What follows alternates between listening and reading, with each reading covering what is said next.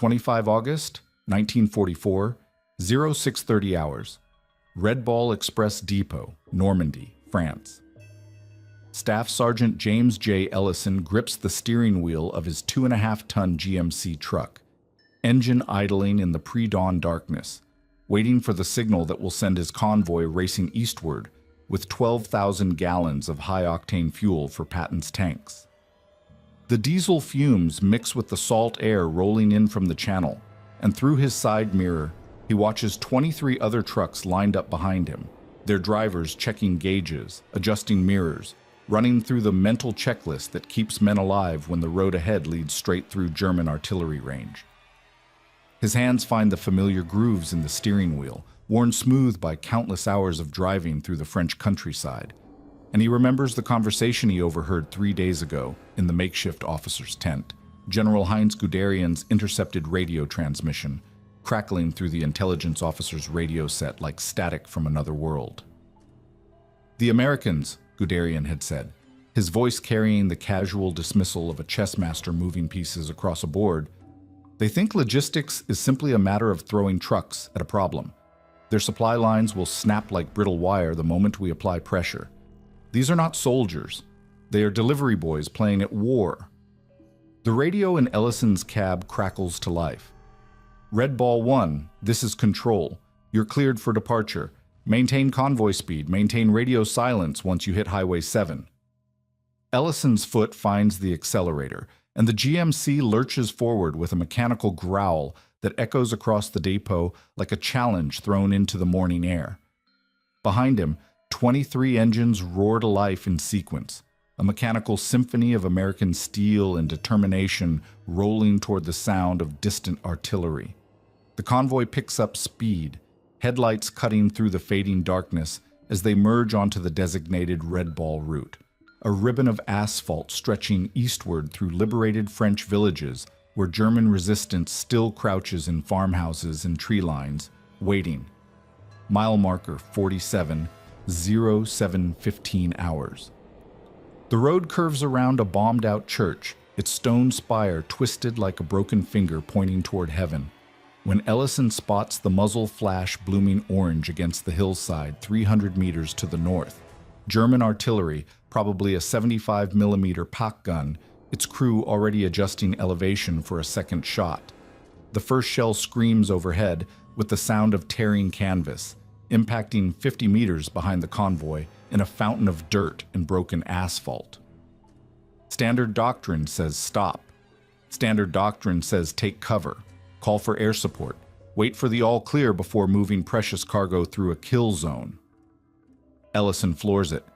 The GMC's engine roars past its recommended RPM limit, transmission, downshifting with a mechanical scream as he pushes the truck's speedometer needle past 60 miles per hour, dangerously fast for a vehicle carrying volatile fuel through winding French countryside.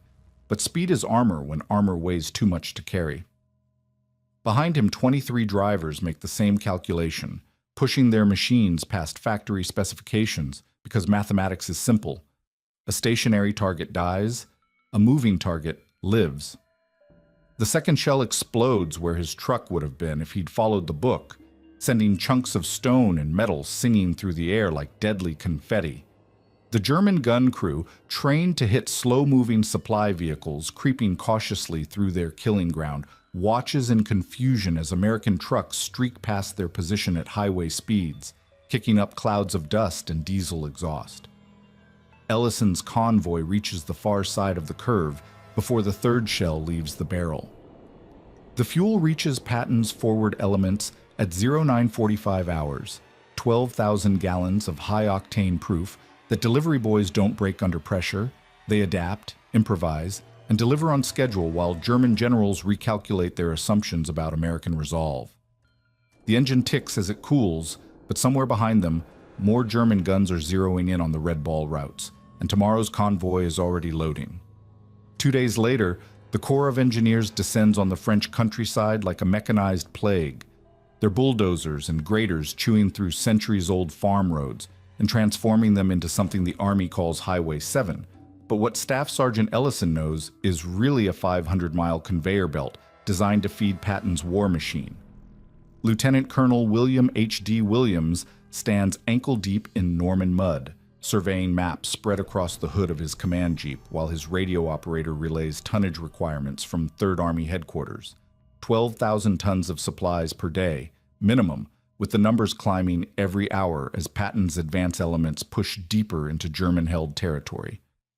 The engineers work through the night of August 27th, their headlights cutting white tunnels through the darkness as they strip away hedgerows and widen farm tracks until a 2.5-ton truck can pass another going the opposite direction without either driver having to slow down or pull over. Williams watches them transform a pastoral landscape into an industrial artery, knowing that every hour of delay costs Patton's tanks another dozen miles of German retreat, another fortified position the enemy can establish. Another day, the war drags on. The road signs go up at dawn, red balls painted on white backgrounds, marking the route that civilian traffic is forbidden to use, the highway reserved exclusively for the endless procession of American trucks carrying fuel, ammunition, medical supplies, and K-rations to an army that consumes resources, faster than any military force in human history. Sergeant Major James F. Thomas checks his watch as the first official convoy forms up at the Normandy Depot, 0800 hours, August 28, 1944, and counts off the vehicles under his command. 5,958 trucks, jeeps, and tankers stretching back along the staging area like a mechanical river waiting to flood eastward.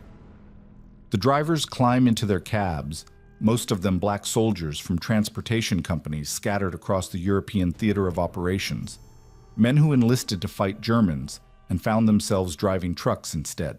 Though Williams knows, and Thomas knows, and every driver in the convoy knows that keeping Patton's army supplied is fighting Germans by other means.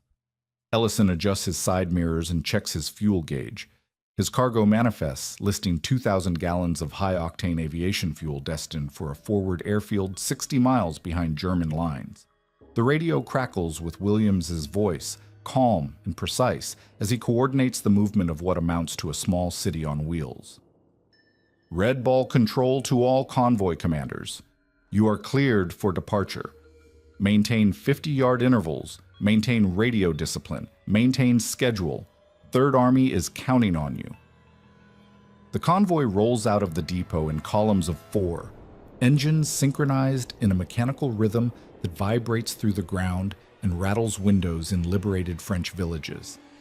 Ellison settles into the hypnotic cadence of highway driving, his speedometer holding steady at 45 miles per hour while the countryside scrolls past his windshield, burned-out German vehicles pushed into ditches by American bulldozers, abandoned roadblocks stripped of their weapons and crew, road signs in Gothic script painted over with American mile markers, and directional arrows pointing toward the sound of distant artillery.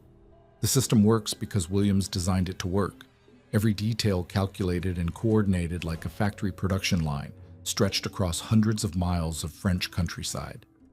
Fuel depots positioned every 50 miles along the route, staffed by quartermasters who can refuel a convoy in 20 minutes flat. Maintenance stations equipped with spare parts and mechanics who can swap out an engine or replace a transmission without stopping traffic. Communications posts that relay weather reports, enemy activity, and traffic conditions to convoy commanders riding in jeeps equipped with radio sets powerful enough to reach 3rd Army headquarters.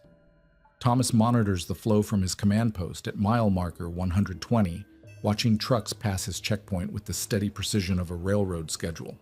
Every vehicle carries a manifest detailing its cargo, destination, and estimated arrival time. Every driver carries orders specifying his route, his stops, and his radio frequencies. Every mile of highway is patrolled by military, police who can redirect traffic, call for air support, or coordinate with French resistance fighters who report German troop movements from farmhouses and church steeples. The tonnage numbers climb steadily as the operation hits its stride. 12,000 tons on the first day, 13,000 on the second, 14,500 by the end of the first week, with Williams pushing his logistics staff to squeeze every pound of cargo capacity from every available vehicle. The trucks run 24 hours a day, drivers working 12-hour shifts before handing their vehicles over to relief crews who take over without stopping the engine. The convoy system operates like a mechanical circulatory system, pumping supplies eastward through designated arteries while empty trucks return westward through parallel routes, creating a continuous cycle that never stops, never slows, never allows the German army time to adapt or interfere. Corporal Rufus A. Moore pushes his truck past its manufacturer's recommended speed limit, knowing that schedule matters more than mechanical longevity when Patton's tanks are burning fuel faster than peacetime factories can produce it.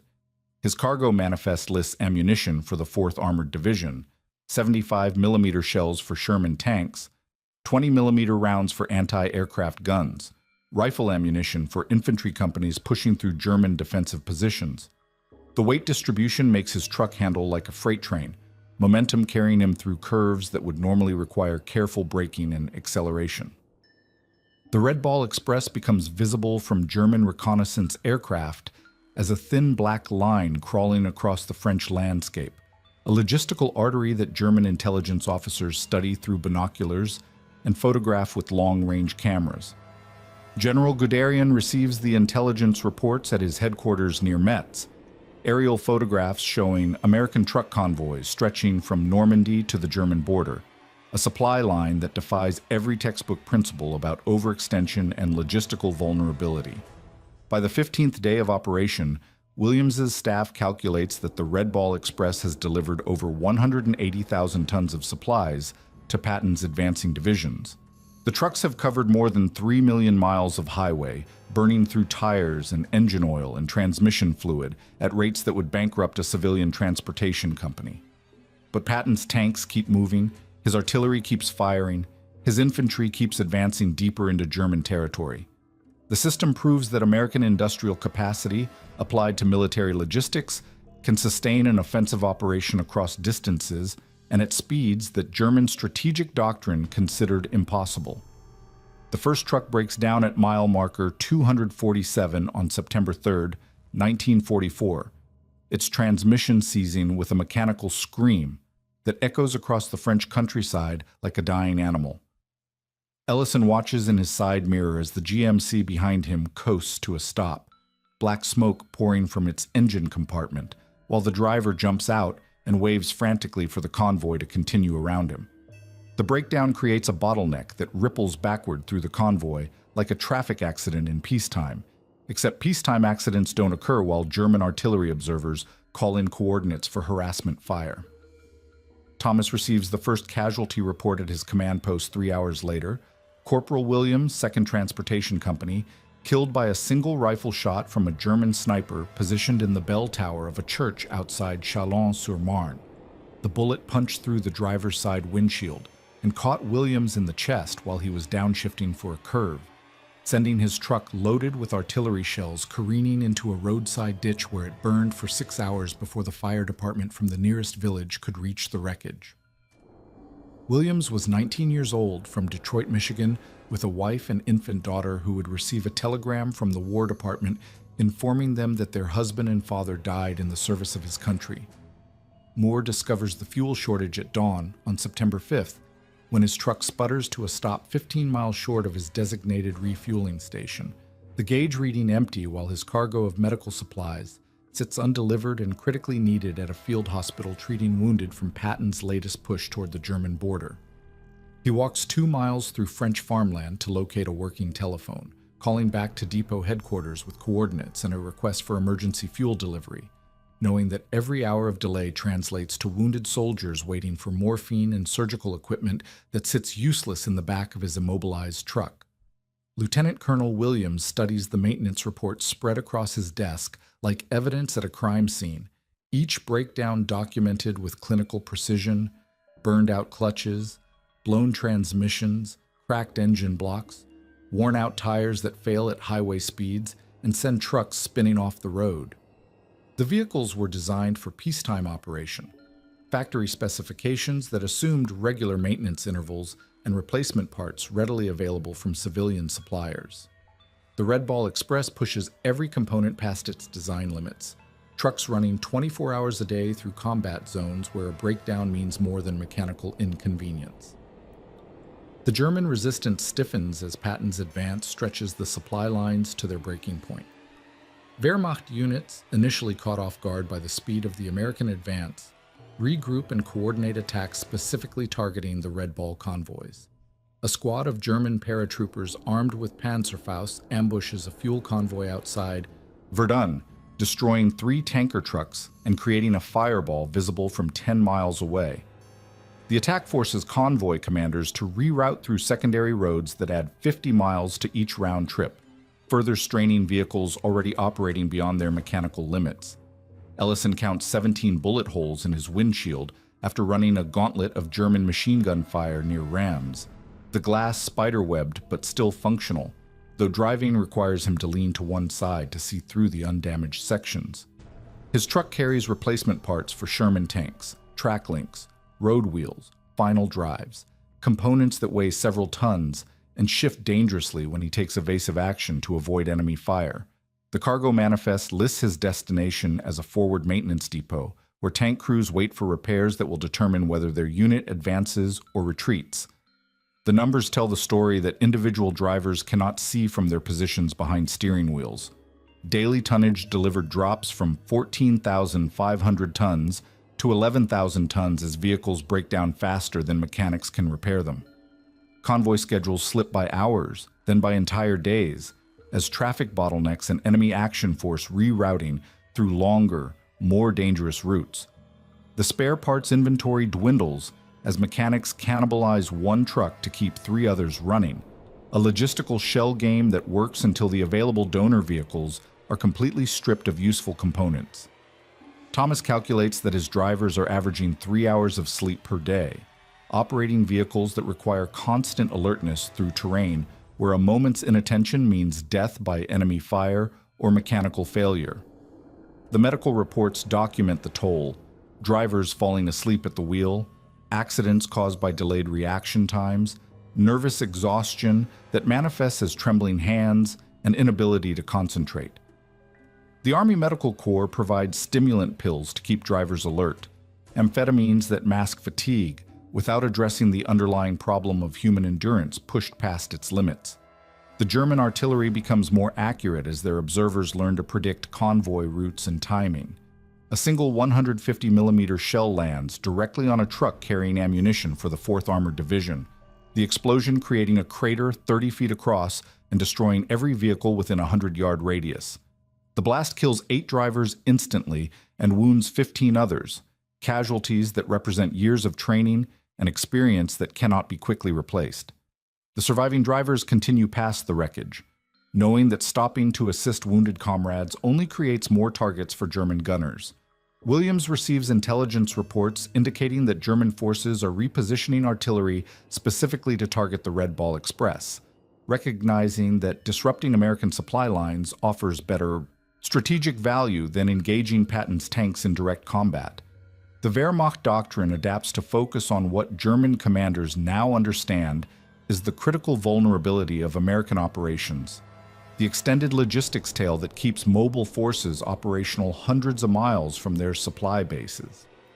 Moore's truck loses its brakes approaching a steep downhill grade outside Metz. The brake fluid leaked away through a line punctured by shell fragments from the previous day's artillery barrage. He downshifts through every gear, using engine compression to slow his vehicle while steering toward a farmer's field that offers the only escape route from a highway lined with trees and stone walls. The truck rolls to a stop in freshly plowed earth, its cargo of mortar shells intact but its transmission destroyed by the abuse of emergency deceleration procedures. The replacement driver pool shrinks as casualties mount, and vehicles become unavailable for operation. Men trained to drive trucks find themselves assigned to infantry units as replacements for combat losses, while combat veterans with no transportation experience receive hasty training on vehicle operation and maintenance procedures. The learning curve costs time and vehicles as inexperienced drivers make errors that experienced operators learn to avoid through months of combat driving. By September 10th, the Red Ball Express operates at 60% of its designed capacity, delivering 8,000 tons per day, while Patton's advancing divisions require 15,000 tons to maintain their offensive momentum. The gap between supply and demand creates critical shortages that force tactical commanders to choose between advancing with insufficient ammunition or halting operations to allow supplies to accumulate. Patton chooses to advance, accepting the risk that his tanks might run out of fuel deep in German territory rather than allowing the enemy time to organize effective defensive positions. The breaking point arrives not as a single dramatic failure, but as the accumulation of countless small breakdowns, each insignificant by itself, but collectively overwhelming the system's capacity to function. Trucks sit disabled along roadsides, waiting for parts that never arrive. Drivers report for duty too exhausted to safely operate their vehicles. Fuel depots run empty, while tanker trucks remain stranded by mechanical failures. The Red Ball Express continues to operate, but the margin between success and collapse narrows to nothing. The breakthrough begins with Lieutenant Colonel Williams staring at a requisitioned Shell Oil road map spread across the hood of his Jeep at 0500 hours on September 20th, 1944, his finger tracing alternative routes through the Ardennes forest that bypass the increasingly deadly choke points where German artillery has learned to expect American convoys. The solution emerges from studying French railway maps abandoned by fleeing. German transportation officers, a network of logging roads and mining tracks that connect to main highways, at intervals the enemy has not yet identified or targeted with their ranging fires. Williams dispatches reconnaissance teams equipped with surveying instruments and radio sets to test the load-bearing capacity of bridges built for peacetime lumber trucks, calculating whether structures designed to carry 20 tons can handle the 35-ton gross weight of a fully loaded ammunition hauler without collapsing into the ravines they span. The engineers work through the night, reinforcing key bridges with steel plates salvaged from destroyed German vehicles, and positioning bypass routes where existing infrastructure cannot support American logistics requirements. Thomas coordinates the rerouting with the precision of a railroad dispatcher, reassigning convoy schedules and radio frequencies, while his drivers study new maps that show routes through terrain they have never traveled, roads that wind through dense forest where German snipers could be positioned behind any tree line. The alternative highways add 40 miles to each round trip, but eliminate the killing zones where Wehrmacht gunners have pre-registered their artillery coordinates, trading distance for survival, in a calculation that only makes sense when measured against casualty reports and destroyed vehicles. The first convoy tests the new routes on September 21st, Ellison leading 18 trucks loaded with aviation fuel through forest roads, where tree branches scrape against truck roofs, and narrow clearances require drivers to fold in their side mirrors to avoid collision with roadside obstacles. The convoy maintains radio silence while traveling through territory that may still contain German observation posts, drivers communicating through hand signals and following the vehicle ahead by watching brake lights and turn signals through morning fog that reduces visibility to less than 50 yards. The fuel delivery system receives its critical upgrade when Corps of Engineers completes construction of 3 forward refueling stations positioned along the new routes, each facility equipped with underground storage tanks connected to pumping stations that can service an entire convoy in 15 minutes instead of the previous hour-long process that created traffic bottlenecks vulnerable to enemy attack. The stations operate with the efficiency of Indianapolis Motor Speedway pit crews, teams of fuel handlers who begin servicing vehicles before they come to a complete stop and finish before engines shut down.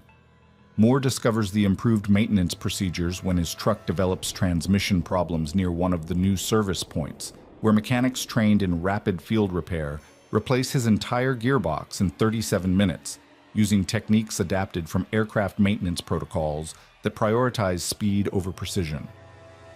The replacement transmission comes from a stockpile of remanufactured components that mechanics have rebuilt during convoy downtime, creating an inventory of ready-to-install parts that eliminates the delays caused by ordering replacements from rear area depots. The tonnage numbers climb steadily as the operational improvements take effect. 12,000 tons on the first day of the new routing system, 13,500 on the second day, 14,800 by the end of the first week, with Williams pushing the daily total toward 15,000 tons by eliminating inefficiencies that had previously constrained the system's capacity. The convoys run with clockwork precision, schedules coordinated so that empty trucks returning from forward areas pass loaded vehicles traveling eastward at precisely calculated intervals that maximize highway utilization. German intelligence officers monitoring American radio traffic detect the increased convoy activity, but fail to locate the new routes being used to transport supplies to Patton's advancing divisions. Wehrmacht reconnaissance aircraft photograph empty highways where they expect to find truck convoys, while American vehicles travel through forest corridors that provide natural camouflage against aerial observation. The Germans continue to target the original Red Ball highways with artillery fire, wasting ammunition on roads that no longer carry significant traffic.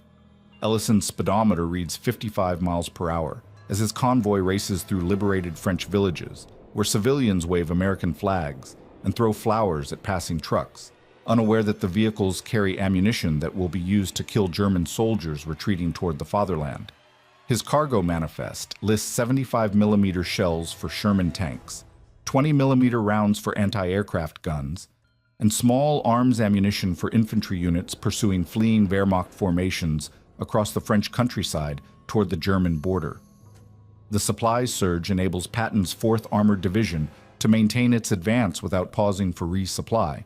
Tanks and infantry pushing deeper into German-held territory, while their logistics tail delivers fuel and ammunition faster than combat units can expend it.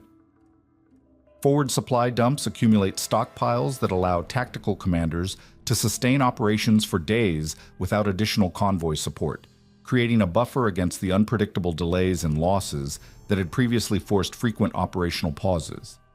Williams receives intelligence reports indicating that German forces are withdrawing from forward positions rather than risk encirclement by rapidly advancing American units.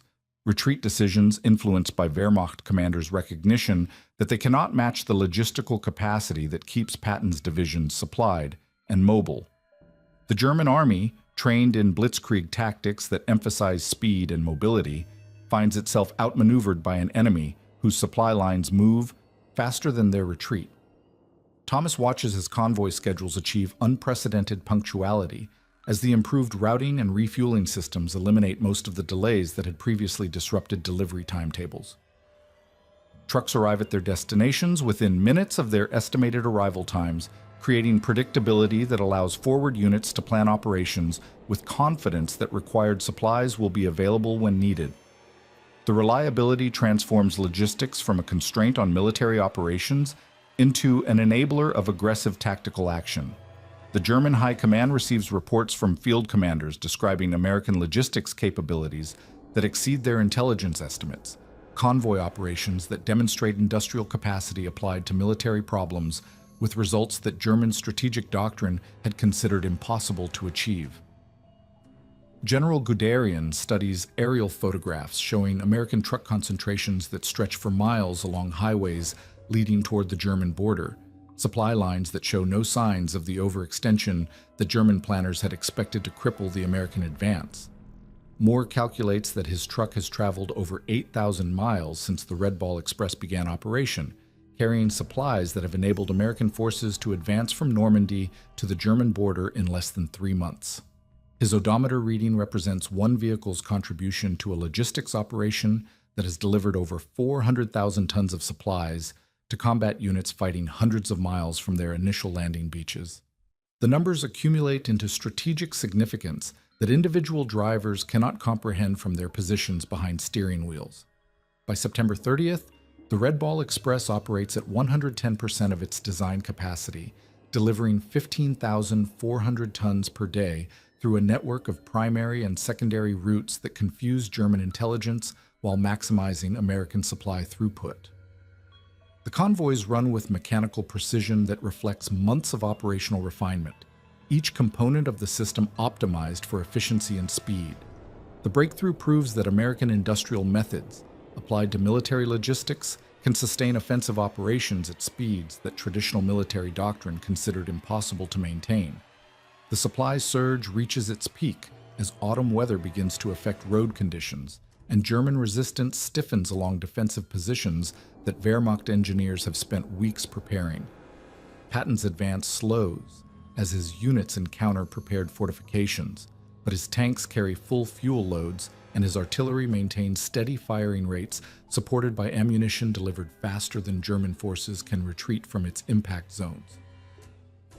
The first winter storm hits the Ardennes on November 2, 1944, turning the logging roads that had provided sanctuary from German artillery into muddy channels where trucks slide sideways down hillsides and jackknife across narrow bridges that engineers had reinforced for dry weather operation. Ellison fights his steering wheel as his truck loses traction on a steep grade outside Bastogne, the rear wheels spinning uselessly while his cargo of mortar shells shifts dangerously in the trailer behind him, threatening to break loose and crush his cab if the vehicle rolls over. Lieutenant Colonel Williams studies weather reports that predict 3 weeks of continuous rain, followed by freezing temperatures that will turn French roads into ice rinks, where heavily loaded military vehicles cannot maintain control at any reasonable speed. The meteorological data forces him to recalculate convoy schedules and routing plans, accepting that winter weather will reduce the Red Ball Express capacity by at least 40% regardless of German resistance or mechanical failures that continue to plague the operation. The fuel crisis deepens as Patton's advance stalls against German defensive positions that Wehrmacht engineers have been fortifying since September, prepared fighting positions that require massive artillery bombardments to reduce and capture. The Third Army burns through ammunition stockpiles faster than the Red Ball Express can deliver replacements, while winter weather grounds the tactical aircraft that had provided close air support for advancing ground forces. Thomas receives priority requests for artillery shells that exceed his available truck capacity by 300%, impossible demands that reflect the tactical reality of static warfare, consuming supplies at rates that mobile operations never approached. Moore discovers the extent of vehicle deterioration when his truck's engine seizes completely while climbing a grade near Verdun, pistons welded solid by metal fatigue and inadequate lubrication caused by extended operation beyond manufacturer specifications.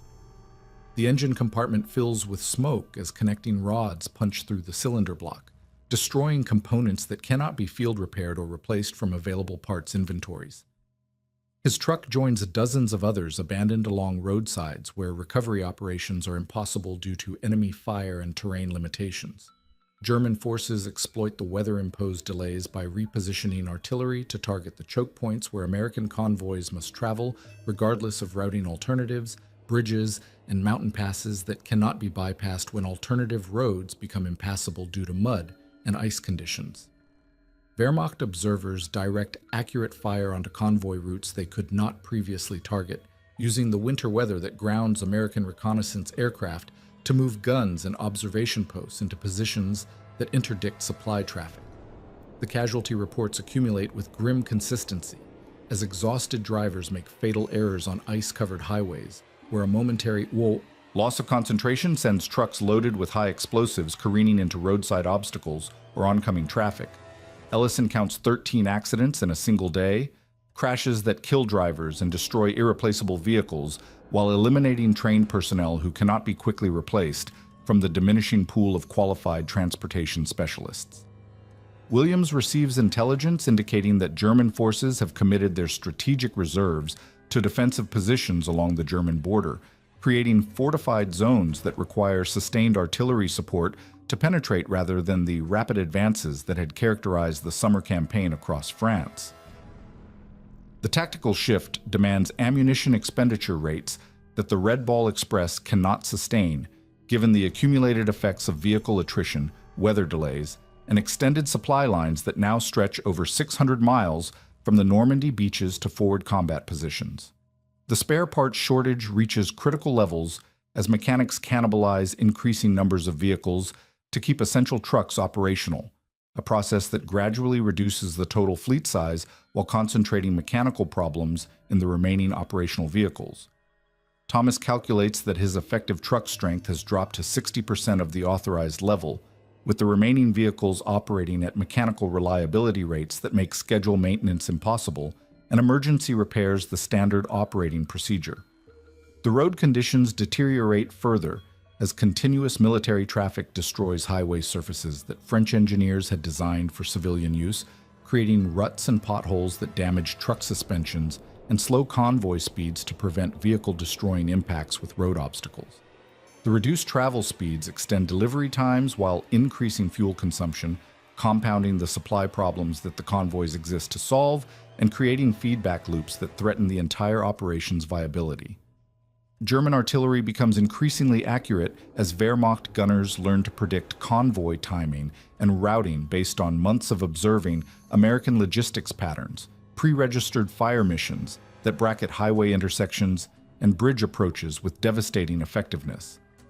The enemy's improving accuracy forces convoy commanders to vary routes and schedules unpredictably, changes that reduce operational efficiency while increasing the complexity of coordination between supply units and combat formations that depend on predictable delivery schedules.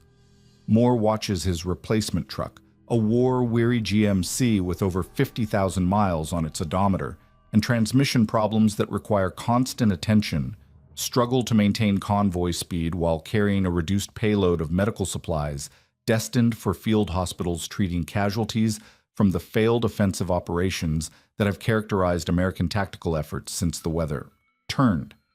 The medical cargo includes morphine, surgical instruments, and blood plasma that wounded soldiers need immediately, supplies that arrive too late to save lives when convoy delays extend delivery times by days rather than hours. The fuel allocation system breaks down as competing demands from armored divisions, artillery units, and tactical aircraft exceed available supply capacity by margins that make rational distribution impossible. Williams receives conflicting priority directives from Corps and Army headquarters, each demanding exclusive access to fuel supplies that do not exist in sufficient quantities to satisfy any single requirement completely. The allocation decisions become exercises in determining which combat units will be unable to conduct operations rather than ensuring that all units receive adequate support. The German counteroffensive begins on December 16th with artillery barrages that target American fuel dumps and supply installations. Wehrmacht forces that had appeared defeated launching coordinated attacks against logistics infrastructure rather than frontline combat positions. The enemy strategy recognizes that destroying American supply capacity offers better prospects for tactical success than engaging Patton's tanks in direct combat. Targeting the vulnerability that German commanders finally understand represents the critical weakness in American operational planning. Ellison's final convoy runs through the Ardennes forest on December 20th, carrying ammunition to units that may not survive long enough to expend it, while German forces infiltrate American rear areas and threaten supply routes that the Red Ball Express had considered secure throughout the previous months of operation. His truck carries small arms ammunition, rifle rounds for infantry companies that are fighting for survival against enemy forces they had thought were beaten, supplies that represent the last reserves available from stockpiles that the Red Ball Express had spent months accumulating. The operation collapses not through dramatic failure, but through the accumulation of unsustainable losses that exceed the system's capacity to absorb damage and continue functioning. Trucks break down faster than mechanics can repair them. Drivers reach exhaustion levels that make safe operation impossible. Supply demands exceed delivery capacity by margins that grow larger each day. The Red Ball Express continues to operate, but the gap between what combat units require and what logistics units can deliver widens to the point where military operations become impossible to sustain. By early November, the Red Ball Express delivers less than 8,000 tons per day, while Patton's forces require 20,000 tons to maintain defensive operations against German attacks that threaten to push American lines back to positions held in September. The shortfall forces tactical commanders to choose between abandoning forward positions or risking encirclement by enemy forces that German intelligence finally recognizes as vulnerable to coordinated attacks against their extended supply lines. The final convoy rolls out of the Normandy depot at 0600 hours on November 16, 1944, Lieutenant Colonel Williams standing in the early morning darkness as Staff Sergeant James J. Ellison leads the last official Red Ball Express mission eastward through French countryside, where abandoned German positions mark the retreat route of an army that had once dismissed American logistics as inadequate for sustained warfare. The convoy carries medical supplies and winter clothing rather than ammunition and fuel, cargo that reflects the shift from offensive operations to defensive consolidation as American forces prepare for winter fighting against German counterattacks that exploit the supply vulnerabilities the Red Ball Express could no longer overcome. Williams tallies the final statistics in his command post as the last trucks disappear into the pre-dawn darkness, numbers that document an operation unprecedented in military history. 412,000 tons of supplies delivered across distances that stretched from the Norman beaches to the German border. 5,958 vehicles operating continuously for 81 days. 23,000 drivers, mechanics, and support personnel who sustained Patton's advance through logistical expertise rather than tactical brilliance. The Red Ball Express had moved the equivalent of a medium-sized American city's annual consumption across combat zones where German artillery waited at every curve and intersection. Sergeant Major James F. Thomas supervises the decommissioning of the final fuel depot, watching mechanics drain storage tanks and dismantle pumping equipment that will be relocated to support the new supply system designed for static warfare rather than rapid advance operations. The infrastructure that had enabled 15,000-ton daily delivery capacity disappears truck by truck, leaving only tire ruts in French soil and road signs with Red Ball symbols that local civilians will preserve as monuments to an operation they witnessed but never fully understood. The personnel reassignments begin immediately as transportation specialists receive orders for new duty stations. Drivers and mechanics transferred to combat units that need replacements for casualties suffered during the failed autumn offensive, or assigned to supply operations supporting defensive positions along the German border. Moore packs his personal equipment into a duffel bag, knowing that his next assignment will involve different vehicles and different cargo, but the same essential mission of keeping American forces supplied and operational, despite enemy resistance and weather conditions that make logistics a continuous challenge. General Heinz Guderian studies intelligence reports in his headquarters near Berlin aerially, photographs and intercepted radio transmissions that document the extent of American logistical capability that German strategic planning had fundamentally underestimated. The Wehrmacht intelligence assessment concludes that American industrial capacity, applied to military logistics, had sustained offensive operations at speeds and distances the German doctrine considered impossible to achieve without catastrophic supply failures that never materialized. The Red Ball Express had delivered supplies faster than German forces could retreat from their impact. The statistical analysis reveals the true scope of German miscalculation. American trucks had traveled over 3 million miles carrying supplies that enabled combat operations hundreds of miles from their source, logistics performance that exceeded German estimates by factors that rendered their defensive planning obsolete. The convoy system had moved supplies at speeds that matched the advance of combat units, creating a mobile supply base that eliminated the static depots and predictable routes that German forces had expected to target with artillery and air attacks. Williams files his after-action report with 3rd Army Headquarters, a document that details operational procedures and lessons learned during 81 days of continuous logistics operations under combat conditions. The report recommends organizational changes and equipment modifications based on experience that military schools could not provide, practical knowledge gained through trial and error under circumstances where mistakes cost lives, and vehicles that could not be quickly replaced. The Red Ball Express had become a laboratory for logistics innovation under the pressure of wartime necessity. The African-American soldiers who comprised 75% of the Red Ball Express workforce returned to transportation units and supply companies, their contributions to Allied victory documented in unit histories and commendation reports that would remain classified or forgotten for decades. Thomas receives a Bronze Star for his leadership during the operation, a decoration that acknowledges individual performance while overlooking the systemic racism that had assigned black soldiers to logistics roles rather than combat positions despite their demonstrated competence under fire.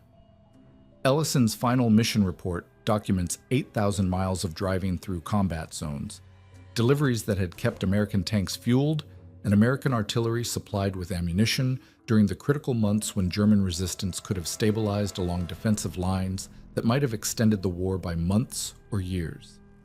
His truck had carried supplies that enabled tactical victories, individual loads of fuel and ammunition that accumulated into strategic significance through repetition and reliability rather than dramatic single actions. The German High Command receives assessments from field commanders describing American logistics, capabilities that had enabled sustained offensive operations despite supply lines that stretched far beyond the distances German planners considered sustainable for mechanized forces. Wehrmacht officers trained in blitzkrieg tactics recognized that they had been outmaneuvered by an enemy whose supply system moved faster than their retreat. Industrial capacity applied to military problems with results that traditional military doctrine had not anticipated. The depot closures proceed with the same efficiency that had characterized Red Ball Express operations, equipment inventoried and redistributed, while personnel receive new assignments that scatter the workforce across the European theater of operations. The organizational knowledge that had enabled the system to function disappears as individuals transfer to different units, operational expertise that could not be documented in manuals or regulations, because it existed in the collective experience of drivers and mechanics who had learned to keep trucks moving under conditions no peacetime training could simulate. Moore's replacement truck, a battle-worn GMC with transmission problems and worn tires, receives a complete overhaul before reassignment to a supply unit supporting defensive operations along the Siegfried Line, mechanical restoration that reflects lessons learned about vehicle maintenance under combat conditions. The truck carries scars from German artillery and small arms fire, damage that mechanics repair while preserving the modifications and improvements that drivers had developed to increase reliability and performance under operational stress. The final tonnage calculations confirm that the Red Ball Express had delivered supplies at rates that enabled American forces to advance from Normandy to the German border in less than 4 months, logistical performance that German strategic planning had considered impossible to sustain over such distances and time periods. The operation had proven that American industrial methods, applied to military logistics, could support offensive operations at speeds that traditional military doctrine had never contemplated as feasible for sustained periods. Thomas loads his personal equipment into a jeep bound for a new assignment with a supply battalion supporting infantry units preparing for winter fighting in the Ardennes forest, terrain where German forces would soon launch their final major counteroffensive of the war. His experience with the Red Ball Express had provided training in logistics operations under combat conditions, practical knowledge that would prove valuable when German attacks threatened American supply lines during the Battle of the Bulge.